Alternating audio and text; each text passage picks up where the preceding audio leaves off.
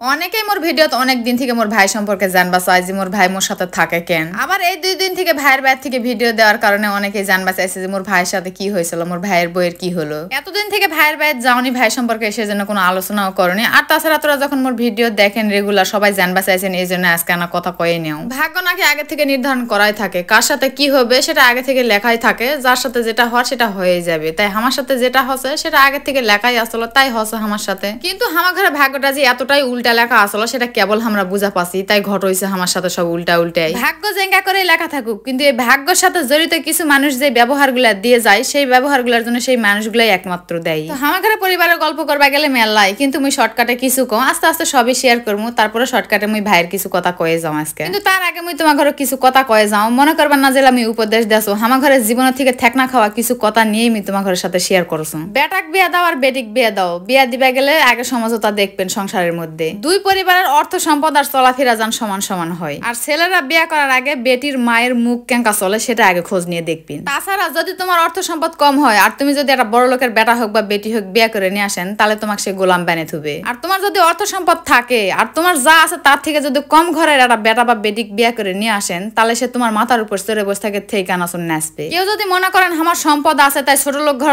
একটা বেটি তুলে নিয়ে আসে অক নিয়ে সংসার কর্ম, তাহলে জীবনের সব থেকে বড় ভুল হবে তোমার। তোমার সে কম সম্পদওয়ালা ঘরের থেকে যদি বেটি নিয়ে আসেন, তাহলে সেই মেয়ে খালি তোমার বাইরে থেকে নেওয়া আর খাওয়ার জন্যই আসবে, তার বাপ মাও পালার জন্য আসবে, সে তোমার সংসার করার জন্য আসবে না। ছোট লোকেরা সব থেকে বেশি মূর্খ আর অশিক্ষিত হয়, আর এই মূর্খ লোকের প্রধান হাতিয়ার হলো মুখের ভাষা। আগের যুগের মেয়েদের ভাত না হওয়ার পিছনে হয়তো শাওরের হাত থাকা চলে, কিন্তু এখনকার যুগের মেয়েদের ভাত না হওয়ার পিছনে শাওরের হাত নয়, পুরাই হাত থাকে তার মায়ের, বেটির মায়ের হাত থাকে। কিছু ছোট লোক ঘরের বেটিয়ালা ঘরের যা ভাব দেখলে মনে করবেন যে এরা বিশ্ব জয় করে ফেলছে, এরা করে বেটি বেড়ে পারে। ইনকা ছোট লোক ঘরের বেটির মা গুলা 1 নাম্বার বেদব হয়, আর এই বেদব গুলার জন্যই বেটির সংসার হয় না। তো আমার ঘরের সম্পর্কে তো জানেনি কম বেশি, মাও তো দুনিয়াত নাই, আছে তো ভাই, ভাই তো মোর কাছে থাকে। তো ভাইয়ের কি হয়েছে এটা জানবা চাইছেন, সেটাই এখন কসমই। মাও না থাকলে এরা সংসার যেঙ্কে এলোমেলো হয় সেঙ্কে এলোমেলো আমার সংসার। তো এই ভাই বিয়া করবে করবে কয়ে মাও নাই, বিয়া হয় না, হঠাৎ পছন্দ করে নিজে নিজেই বিয়া করছে, সোরা আর সুরি একা একাই পছন্দ করে। তো শুনে প্রথমে খারাপই লাগিছে, তারপর আবার ভাবনো যে যাক মাও যখন নাই, বিয়া যখন করেই ফেলিছে, তাহলে বাইর তুলে নিয়ে আসি সংসার ধর্ম করে খায়। আমার সংসারটা এলোমেলো মেলাই সমস্যা, এই জন্য মনে করো যে বউক তুলে নিয়ে আসে দে, দুজনা মিলে সংসারটা শক্ত করে ধরে থাকলে আর নষ্ট হবে না। তো পুরা পরিবার বংশের বিপক্ষে যায়, 2 বোনে মিলে ভাইয়ের বউক বাইর তুলে নিয়ে আসে দিন।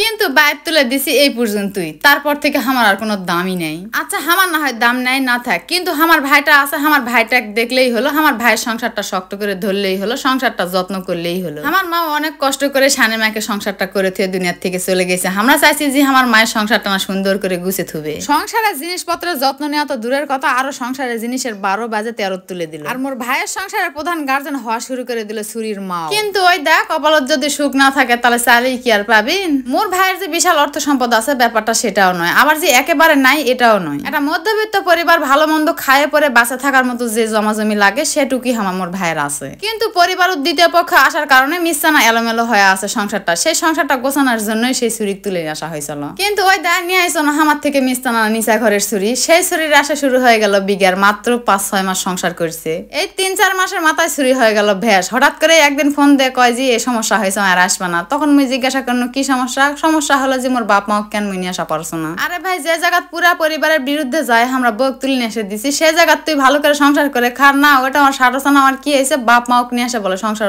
খিলাবে হবে, এই জন্যই থাকবে না এটি। আর সুরির মায়েরা বিয়া দিছিল, দেখেছিল যে মোর ভাইয়ের নামে জমাজমি আছে, মাও মরে গেছে, সব তোমায় পাবে, নিয়ে এসে বিয়া দেয়। কিন্তু বিয়ার পরে দেখছে যে মোর ভাইয়ের জমাজমি আছে ঠিকই, কিন্তু ঋণ দানার ভিতরে পড়ছে দ্বিতীয় সংসার থাকার কারণে। আর যখনই দেখছে মোর ভাই সমস্যা আছে, অভাবত আছে, তখনই সুরি কি হয়েছে আর থাকবে না, এত অভাবের ভিতরে কে থাকে। আর এই বাহানায় মিশাই 1000টা দোষ ধরে মোর ভাইয়ের থেকে বেটি সরে নেওয়ার জন্য বেটির মায়ের মুখ ঝোঁকাঝুঁকি শুরু হলো দৈনিক। আর এই অভাবের জন্যই সুরির ভালোবাসা জানলাতে পালালো, মোর ভাইয়ের হাত ছেড়ে দিয়ে চলে গেল।